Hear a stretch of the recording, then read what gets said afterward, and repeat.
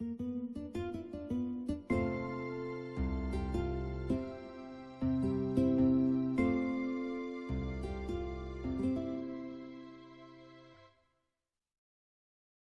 is a Tunisian simple stitch twisted up instead of a regular simple stitch. It has a little twist to it.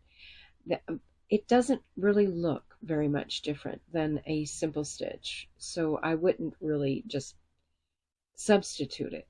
However, it looks really good with different stitches in order to make a stitch pattern.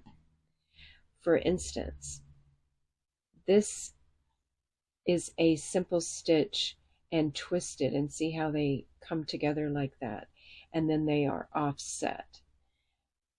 This is the same thing with a simple stitch and a twisted up simple stitch, and then they are stacked, so it gives sort of a ribbed look. Skip the first vertical bar like normal, and then you're going to do a standard simple stitch. Okay, now the twisted simple stitch, you kind of grab that stitch, twist the hook up, and then pull through a loop. And what this does is it makes those two stitches come together right there. And so now let's do that again. A regular simple stitch and then a twist up.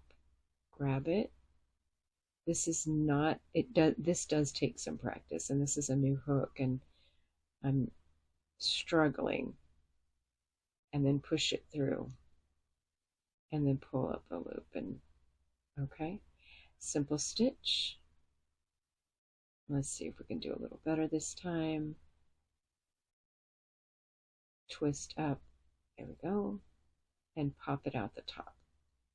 One more time, simple stitch, twist up, so grab it and pop it out the top. There we go. And then make the last stitch like normal.